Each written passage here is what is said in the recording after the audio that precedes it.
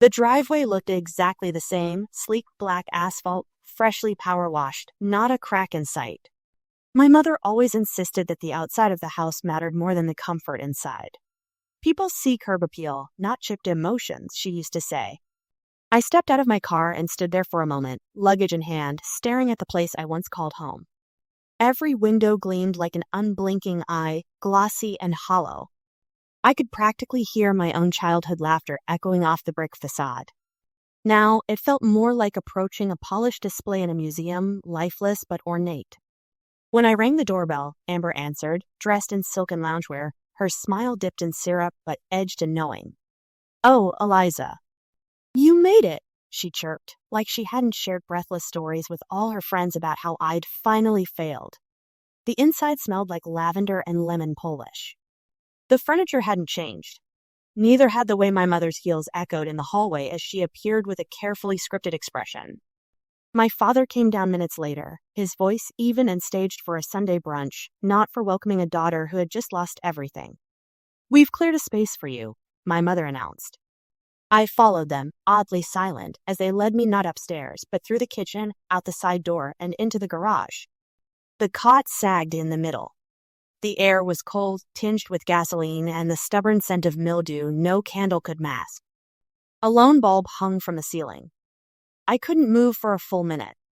"You're strong," my father said, placing a hand on my shoulder like that strength excused the distance. I managed a nod. Inside, I broke quietly. Outside, I smiled. Peachy air was thick with lemon-scented floor polish, too clean, too falsely cheery for what had just been said. "But it doesn't make sense," Eliza said softly, her voice barely more than a breath. "That's my room. It's always been mine." Amber stood at the foot of the staircase, arms crossed, already wearing Eliza's old cardigan, red wool with worn seams. "Technically, none of the rooms belong to anyone. This is our parents' house, not yours." Their mother, Joanne, gave a sympathetic yet unmoving smile. "You'll be more comfortable in the garage, sweetie. Your dad even cleaned it out. Didn't you, Phil?" Philip nodded from behind the day's newspaper. "Big space. Private. We put that cot in there last winter. And we'll get you a nice space heater if it gets cold." Eliza stood silently as her sister ascended to what had been sacred space. The room where she had read Faulkner under blankets at 12, listened to stormy rain against the windows at 16, and cried quietly into pillows at 20 about the life she was building alone in the city. "But all my books." Eliza began. "You can organize them out there," Joanne said quickly. "Maybe get some nice crates or bins, make it creative." "That's kind of your thing, isn't it?" Amber snorted B, ahin to stair rail. "Yeah, it's literally called a garage sale aesthetic." Eliza turned toward the door, keys clutched tightly in her palm until the metal dug crescent moons into her skin. She had come home seeking warmth, perhaps grace. Instead, she had been reassigned to the cold, oil-stained margins of a family that didn't see her. As the door to the garage creaked open, she said nothing. But inside, something very old cracked, and something very new began. Chill from the concrete floor seeped through the cot and into Eliza's bones, making her curl tighter beneath a thin blanket. The faint hum of a lawnmower 2 houses down was the only signal it was morning. She sat up slowly, her breath clouding faintly in the cold air, and glanced around the garage, a cluttered testament to everything her family didn't care enough to keep safely inside. It was while searching for an extra blanket behind the dusty shelving unit that she found it a box, unlabeled, tucked under a ragged tarp and half-empty paint cans. It was the color of memory, dull gray with worn edges softened by time. She tugged it forward, something in her chest tightening. Inside, decades. Her second-grade spelling trophy. A faded drawing of a unicorn, blue wings, and a gold horn. Old journals, their covers bent and smudged. Eliza ran her fingers over a notebook spine and opened it. Her 10-year-old handwriting greeted her, hopeful and neat. "One day, I'll write stories everyone will remember." Beneath the journals, an envelope. Cream-colored. Heavier than expected. A notary seal flickered in the low light. Her grandmother's name. Her own. "It will." She read, breath halting. The estate in Vermont, with its stone cottage and untouched land, had been hers. Bequeathed by the only person who ever saw her for more than what she gave. but it had never reached her hands. Her parents had hidden it, lied, buried this truth with the rest of her. Eliza sat back, envelope trembling in her hands. The cold didn't touch her now. Something had awoken. She looked around the garage and, for the first time, didn't see confinement. She saw the beginning. Teachicot creaked beneath Eliza as she shifted, pulling the thin blanket tighter around her shoulders. The air in the garage reeked of gasoline and old paint, making her eyes water despite the small window she'd cracked open hours earlier. The stillness of the night pressed down over her, broken only by the occasional drip from the rusted laundry sink in the corner. A spider lowered itself slowly from the rafters, casting a dancing shadow on the cardboard boxes stacked high beside her. She stared at it, unmoving, until it settled midair, perfectly confident in its invasion. Much like Amber, she thought bitterly. The raw unfairness of it all throbbed inside her chest. Upstairs, Amber laughed, her shrill voice floating down through the vents, followed by their mother's cooing praise. It was one thing to lose a job, another to crash CK into a house she never truly belonged in, but to be discarded like a winter coat no longer needed? That hurt in a place words didn't touch. She reached for her flashlight and scanned the room again, needing distraction. That's when she saw it, a weathered box labeled Miss Ray. She crouched, fingers trembling slightly as she peeled back the tape. Inside were her forgotten parts, childhood drawings looped in crayon, old school certificates, a faded team photo, and tucked beneath it all, a carefully folded document bearing her grandmother's name. She unfolded it slowly, squinting against the dim light. The will. And her name, bold right there. Suddenly, the spiders didn't matter, the gasoline didn't matter. Eliza's heart thundered not from ache, but awakening. They'd buried her here hoping she'd wither. Instead, buried among cobwebs and secrets. She'd found roots. Teachy air in the garage was brittle that night, cold enough that Eliza could see her breath. She curled deeper under the thin blanket, its scratchy texture doing little to keep the chill off her bones. From the crack beneath the kitchen door, golden light spilled in, accompanied by the clink of wine glasses and bursts of laughter. She tried to close her eyes, tried to remind herself this arrangement was temporary, just until Amber's wedding. Just until things settled. But then she heard it. That was easier than I thought, Amber said, voice thick with smug amusement. Eliza froze. She didn't even argue, Amber added, followed by a laugh so sharp it made Eliza's stomach turn. One pouty look and they gave me her room without blinking. I swear, she's like a piece of furniture, quiet, always there, but nobody notices when you move it to the garage. More laughter. A man's this time, Amber's fence. He didn't contradict her. That silence spoke volumes. Eliza sat up slowly. The single bulb overhead flickered. Her eyes caught on the dusty corner where old boxes slumped against the wall. One, unmarked and brittle with age, sat slightly open. She pulled it toward her, needing something, anything, to distract herself from the echo of Amber's voice. Inside, her childhood. Drawings, faded and crinkled. Math trophies. A diary with a lopsided lock. And then, near the bottom, an envelope tucked between yellowed report cards. Her name printed in their grandmother's handwriting. She opened it. What she held wasn't just paper, it was truth. A key to something long buried. Something her family never intended for her to find. Above her, the house thrummed with celebration. But down here, in the cold and the dark, Eliza began to awaken. She didn't cry. She planned that T.H.E. box was tucked behind rusted paint cans, half collapsed beneath an old tarp that smelled of mildew and forgotten years. Eliza knelt beside it in the dim light filtering through the garage window, her fingers tingling with a strange mixture of dread and hope. She hadn't meant to find it. She was searching for a thicker blanket AF, to another bone-cold night. But there it was. Her name, faded but clear, scribbled in her grandmother's handwriting across the top flap.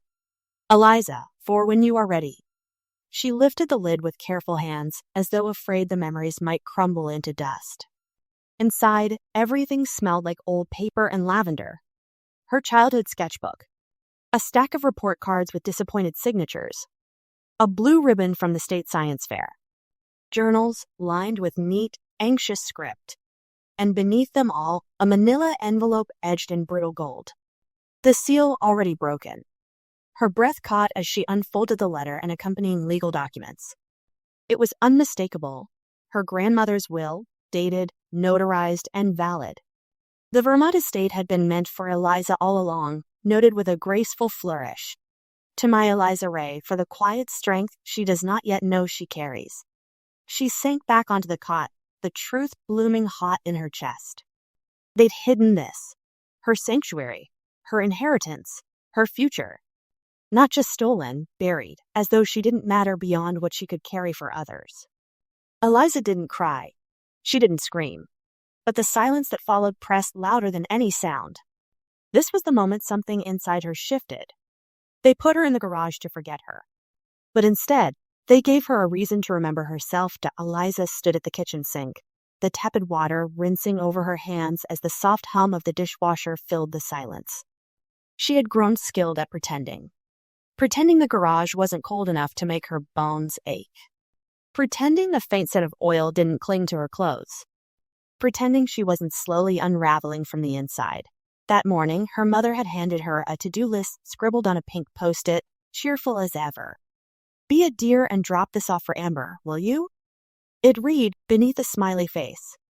Amber sat at the dining table mere feet away, sipping oat milk from a gold-rimmed glass, laughing too loudly with her phone on speaker. Eliza caught fragments, dress fitting, the caterer, champagne flutes. None of it included her. Again. She moved silently through her childhood home like a phantom. Dusting baseboards, aligning throw pillows, folding flyers for the wedding. The house gleamed, but inside, Eliza's thoughts were thunderheads, heavy, electric. Her reflection in the hallway mirror held her gaze for the briefest moment. Pale. Tired. Still there. That night, back in the garage, wrapped in 2 coats and a blanket from a forgotten camping trip, she opened her laptop beneath the dim light of a dangling bulb. She logged into 3 separate tabs, each one a different version of herself. The jobless woman sending resumes, the daughter nodding in silence, and the storm that was waking in her chest, a storm ready to reshape the world around her. She began documenting. Not as rebellion, as truth. Screenshots, scans, archived copies of bank statements, pages of journal entries. Amber Thug. HT Eliza had vanished into the shadows. But in those shadows, Eliza was gathering wind. She smiled for the first time in weeks. Quiet. Steady. Inevitable, Teachy wind shrieked through the eaves of the garage, rattling the thin metal door like a warning knuckle against a hollow chest. Eliza pulled the quilt tighter around her shoulders. The cot beneath her groaned every time she shifted, as though joining in the complaint. Cold crept into her bones, but she didn't move to plug in the space heater her father left. It blew fuses anyway. Instead, she listened. She could hear them inside, Amber's laughter, sharp and echoing. She actually thinks we didn't mean to move her out. Honestly, it was too easy. A pause. Bet she's still writing in those sad little journals of hers. Eliza curled her fingers inward. She didn't cry. Not this time. Later, in the dark hush of the garage, away from the noise, she stumbled over a box. The cardboard split at the corners, but inside, like a time capsule gasping for breath, were fragments of her. Finger paintings, piano recital ribbons, worn pages of a diary she barely remembered writing. Then a document, yellowed and forgotten. Their grandmother's will. Eliza blinked once. Twice. Her name, clear and legal, as the recipient of a property in Vermont. Her inheritance. They had hidden this, lied, rewritten everything. Outside, the snow whispered against the driveway, covering the world in white. She stepped out into it, barefoot, the cold like baptism. With every breath, her chest expanded, threading light through long tangled sorrow. She looked at the stars edging through the clouds and knew not all goodbyes were sad. Deep beneath the snow, a seed lay waiting, time-worn, frostbitten, but alive. And that night, standing there with frost at her feet and fire building beneath her skin, Eliza promised herself she would not just survive. She would rise. A late autumn wind blew crisp through the brittle garage walls, but Eliza didn't flinch. Her fingers danced across the keyboard of her aging laptop, eyes fixed on lines of code and spreadsheets. She had found a rhythm, long nights under a single dangling bulb, wrapped in a thrifted blanket, warm only from the quiet fire burning in her chest. This wasn't just about escape anymore. It was rising. 2 weeks after finding her grandmother's will tucked beneath yellowed drawings of childhood sunflowers and lopsided stars, Eliza had tracked down an old contact from college, a fledgling cryptocurrency startup that still owed her a favor. It wasn't much, but it gave her a toehold. A consulting gig, flexible hours, remote. It was enough. Then there was Milo. She hadn't expected him to answer her text, let alone arrive on her second day in Vermont with a truck overloaded with tools and a thermos of strong tea. His voice, warm with familiarity, broke through the noise of doubt she'd been swimming in. "You don't have to prove anything to them," he had said. "But if you're going to burn bridges, I'll help build something stronger on the other side." Together they repaired the broken railing on the cottage porch. Then the plumbing, then the windows. With every repaired board, every patched leak, Eliza felt her strength return. Sometimes she wrote code by lantern light while Milo painted trim nearby. Other times they said nothing and listened to owls. He never asked for details. He only showed up. In him, Eliza found more than help. She found a gentle defiance of everything she'd been taught to expect. She wasn't less because she felt deeply. She wasn't weak because she'd been wounded. And above all, she was never truly alone. For weeks, Eliza had worn the mask of obedience so well that even Amber believed her lie, that she'd accepted her place in the garage, in the shadows. But one rainy afternoon, while her mother was out cake testing and Amber screamed into her phone over chair covers, Eliza sat in a quiet corner of the public library and opened a secure connection with someone she hadn't spoken to in years. Mr. Pritchard, her family's longtime banker. "Your name's still on the joint account your grandmother opened for your college fund," he said, though the balance was cleared out 14 months ago. Eliza stared at the screen. 14 months? "Spending like that leaves a trail," he added gently. "I can send the statements." They landed in her inbox with timestamps, vendor names, and purpose notations. The dates coincided neatly with Amber's first dress fitting, the floral down payment, the honeymoon resort reservation. All traced back to the pot of money Eliza had been told was lost to market fluctuations. It wasn't a mistake. It was a decision. Eliza inhaled sharply, then smiled, not with joy, but resolve. Back home, she combed through family devices, Amber's open laptop, even discarded receipts in the kitchen trash. She photographed everything. The wedding planner's bills, her mother's scribbles calculating expenses, the check stub in her father's office noting college fund transfer. She called Milo that night and whispered through tears. They gutted my future to decorate hers. By morning, she'd compiled a sleek, devastating dossier. It wasn't just paperwork. It was a testimony of betrayal. Yet she never confronted them, not yet. Eliza tucked it away like a blade beneath silk. Revenge doesn't knock. It rings the doorbell the night before the flowers arrived. Eliza sat cross-legged on the cold cement floor, the dim light of a single bulb casting long shadows across the garage. Her breath came in little clouds as she flipped through the receipts piled before her, bank transfers, store ledgers, scanned records from her old college fund account. The truth pieced together like a puzzle she had once been too exhausted to solve. Every slip of paper, every digital file whispered the same story. They had taken from her, over and over again. Her laptop hummed quietly beside her. A folder titled Dossier of Truth glowed on the desktop. Inside, meticulously organized subfolders waited: financial misuse, parental emails, inheritance documents, emotional neglect. It was part proof, part confession, and entirely hers. The video montage had taken her weeks. She watched it one last time, eyes dry. Her voiceover guided the viewer through childhood birthdays where Amber was the princess, and Eliza passed out cake. Report cards signed without comment. Her faded journal entries read aloud, words from a little girl desperate to be seen. Then came the emails. Condescending remarks from her mother like, "Amber's just more delicate. Eliza can handle it." Her parents' reply to the bank when closing Eliza's college account.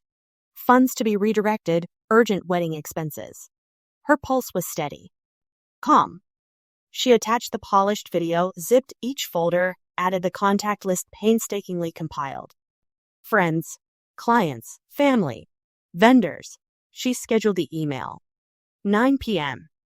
The night before the wedding. She whispered, "This isn't spite. It's truth." Then she closed her laptop, tucked her old journals into a crate, and gently pulled her coat tighter against the cold. For the first time in years, she felt warm, not from heat, but from conviction. Th email was scheduled for 7 p.m., the exact time Eliza had once been told to stay out of the way so she wouldn't disturb Amber's wedding rehearsal dinner. She sat on the creaky bench Mello had built from old barnwood, laptop balanced on her knees, sunlight fading over the Vermont pines behind her. The subject line glowed on the screen. Truth is beautiful. One final breath. One last reread. Then she clicked send. Back in the cul-de-sac, appetizers had barely hit crystal platters before phones across the dining room buzzed in unison. A humming silence followed as guests, relatives, vendors, and long-forgotten acquaintances stared down at their screens. The video opened softly, childhood photos of two sisters tumbling through sprinkler streams, riding bikes. Then came the voiceover. Calm, measured, unmistakably Eliza. It wasn't angry. It didn't need to be. Each moment was deliberate. A split screen of Eliza's glowing report cards against Amber's tantrums being consoled. Extracts from birthday cards that praised Amber's sparkle while Eliza's gifts went unopened. Receipts showing the siphoning of her college fund for a wedding dress embroidered with borrowed dreams. Legal scans followed, documents with their grandmother's signature, naming Eliza as heir to the Vermont estate. Her rightful inheritance silenced under years of quiet manipulation. And finally, the letter, tender, raw, and painfully articulate. You taught me that love is conditional. That silence was how I belonged. But I've learned that healing has a voice. The last frame lingered. Eliza, beside a stone cottage bathed in golden light, eyes steady. By night's end, the illusion shattered. Whispered apologies came through voice mic. The family's perfect veneer cracked wide open. And Eliza, far from that dim, musty garage, closed her laptop, wrapped a blanket around her shoulders, and looked at the stars. No longer forgotten. No longer small. Just free. Eliza stood at the edge of the garden her mother had spent years pruning to perfection. Hydrangeas in bloom, fairy lights laced through the trellises, mason jars filled with pastel flowers lining the rows of white chairs. It was all so beautiful it almost hurt to look at. She could hear the quartet playing softly at the far end of the lawn, the guests laughing nervously, the clink of crystal and china. Amber's dream wedding. And yet, it trembled. Eliza's eyes flickered to her watch. 4:58 p.m. She inhaled. 5 o'clock. A ripple ran through the guests. Phones buzzed in purses and pockets. A series of chimes disrupted the quartet's harmony. Conversations stilled. Some frowned, others raised eyebrows as they read. Eliza Ray Morgan? Someone whispered in recognition. A loud gasp cut the air. Amber's fiancé, standing at the altar impatiently, appeared to freeze mid-step. He read the message. Once, twice, then lowered the screen, his hand trembling slightly. A digital portrait now danced across an ocean of screens. Photos of two sisters. One always glowing under the spotlight, the other in quiet corners, unnoticed. Next came audio clips, emails, invoices. Truth assembled with surgical precision. Inside, Eliza watched from the kitchen window. Her heart didn't pound, it burned steadily, quietly. No rage, just release. She heard her mother's voice break in disbelief. Her father called out Amber's name, not in anger, but worry. Panic. Amber bolted inside minutes later, eyes wide, makeup streaking. You did this, she hissed. Eliza stood, calm, unmoved. I told the truth, she replied simply, her voice resolute. In the silence, a violin snapped mid-note. The wedding was over. No storm, just the slow, public collapse of a perfect DIY happened on a Wednesday. Amber had just stormed down the hall in a flurry of silk robes and wedding binders, shrieking that the cake tasting had been delayed by 15 minutes and how that was practically a disaster. Eliza sat quietly at the kitchen counter, sipping lukewarm coffee, trying to stay invisible. She had become accustomed to blending into the corners of this glossy house, a place that once felt like home, but now resembled a stage where only one daughter got the spotlight. When Amber left the room, Eliza lingered. She stared at the family bulletin board on the fridge, once littered with her school honor rolls and notes in her mother's handwriting. Only photos of Amber remained now, engagement photos, bridal shower selfies, prints from their trip to Venice. Eliza's face had vanished like a peeled-off sticker, no longer part of the mosaic. Later that evening, as the sky melted into charcoal and the garage returned to its bitter chill, Eliza reached for the old trunk she'd been avoiding. Something inside had whispered to her. She reached in, expecting nothing, maybe another wound to carry. Instead, she found a box filled with pieces of herself. There were her third-grade spelling bee certificates, drawings from when she still dreamed of being an illustrator, even a birthday card from her late grandmother, the only adult who had ever seen her clearly. But beneath the papers, tucked beneath Eliza's old diary, was the envelope. Official, yellowed with time. Her grandmother's will. Eliza's fingers trembled as she read it. In it, her grandmother had named her, Eliza, not Amber, as the heir of the Vermont estate. Her breath caught. She wasn't forgotten. She had just been erased. And suddenly, everything inside her shifted. The crown her sister wore wasn't made of diamonds. It was papier mâche. And Eliza was done pretending it sparkled, that smelled different here, cleaner, gentler. Eliza walked the edge of the gravel path with calloused fingers brushing over wildflowers she never thought she'd see again. The Vermont house stood quietly ahead, no longer sagging beneath time and neglect, but standing with a kind of poised grace, restored, repainted, and wholly hers. In the mornings, light poured through the lace-curtained windows, warming the worn floorboards and her skin like an apology from the past. Each creak of the house felt like a whisper from her grandmother, a presence still lingering in the folds of old books, the scent of dried lavender, the stone rabbit in the garden. Eliza breathed deeply as she crossed the kitchen, her tea steeping on the counter. Milo was outside, sanding down the porch rail, his steady movements a kind of rhythm she had grown used to. He hummed something off-key. She smiled. In this quiet, she had uncovered the layer she had buried to survive. Emails came in, a high school student thanking her for her latest essay on gaslighting, a woman from Indiana looking to join her support group. There were no headlines, no screaming relatives, no phone calls begging for an explanation. Just her voice, finally heard by strangers who understood. She opened the attic chest on a rainy afternoon and found her grandmother's quilt, a burst of color stitched with care. She laid it across the guest bed, smoothing each edge, letting its texture settle into her bones. On her walk that evening, she paused by the blooming dogwoods. Spring was here, unassuming and insistent. She touched a petal. No one had given her this life. She had built it. From ash, from memory, from refusal. And it was growing. Every day, it was growing. Teachy wind was thick with mist when I arrived on the Vermont property. The trees stood like tall, quiet sentinels, their branches yawning above me. The house was tired, nearly folded into the hillside by time and neglect, but it was mine. Standing at the edge of the overgrown path, I turned the brass key, cold in my hand, and opened the creaking door. Dust spiraled like tea, any ghosts in the sunlight, and yet I felt no fear. Just breath. Just beginning. The silence was sacred.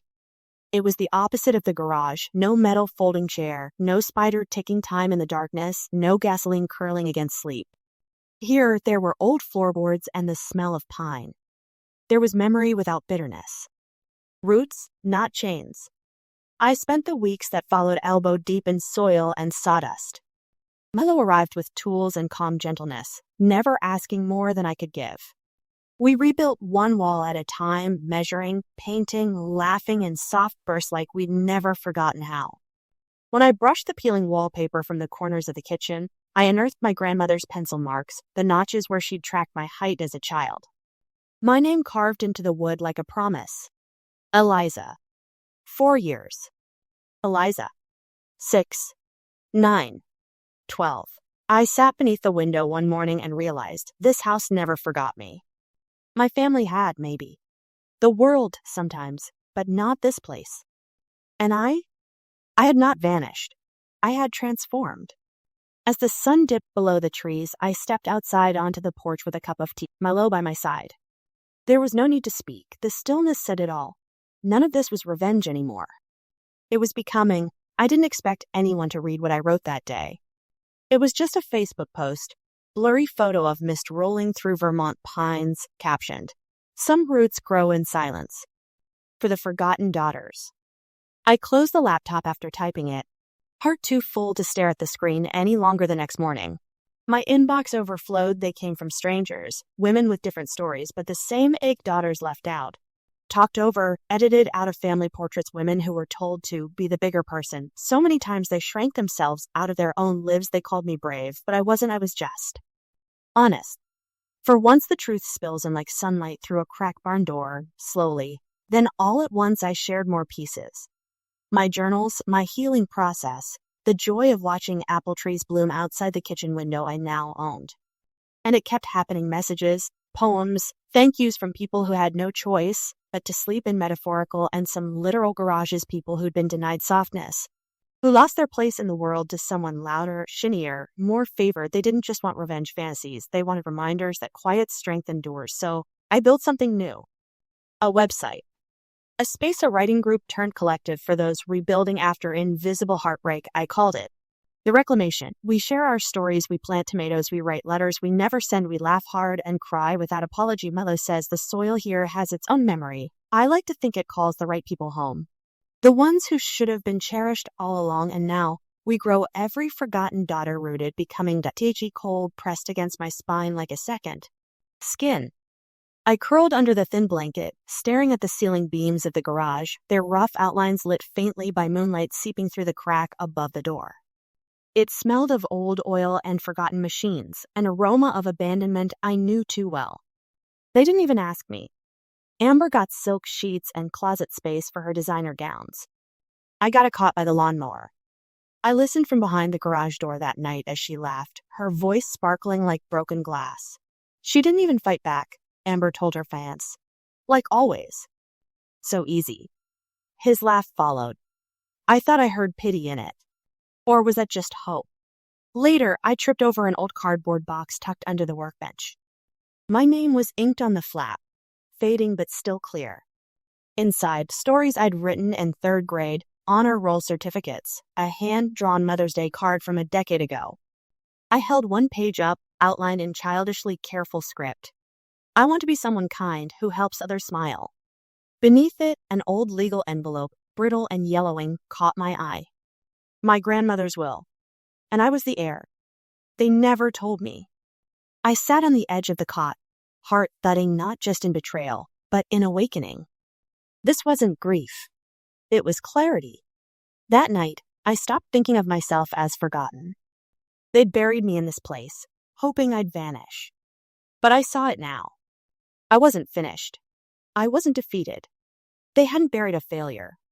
They'd buried a seed. That night was quiet in Vermont. Quiet in the way Eliza hadn't realized she'd been craving. The wind hummed gently through the pine trees, and the soft crunch of gravel under her boots felt like a comforting drumbeat against the earth. She stepped outside onto the porch of the cottage, her cottage now, and let the cool air wrap around her like a promise. The soft yellow glow from the warmly lit windows behind her cast a halo around the figure she had become. This place didn't just belong to her. It was her rebirth. Months had passed since the truth was sent out into the world like a wildfire dressed in grace. She hadn't watched the aftermath unfold with glee, but with a deep, aching clarity. The lies had unraveled. The masks had fallen. And in the ruins left behind, Eliza had stood silent and tall, not triumphant, but unburdened. She hadn't torched the world to get even. She had simply stopped shrinking for their comfort. Inside, Milo smiled at her, carrying 2 mugs of tea. She stepped back in, took hers with quiet gratitude, and let their fingers brush. No drama here. Just understanding anchored by time. Milo had known the girl she used to be, and he now stood beside the woman she had chosen to become. On her desk lay a copy of her latest essay draft, scrawled across the top, breaking the invisible line, Stories of the Forgotten. She would publish it soon. The responses from women, strangers turned sisters in solidarity, had been overwhelming. "I'm proud of you," Milo said simply. "I'm proud of me too," she whispered. Somewhere far away, they still lived the same stories: favoritism, erasure, sacrifice. But here, in this house built on truth, Eliza had bloomed. Not despite the garage. Because of it,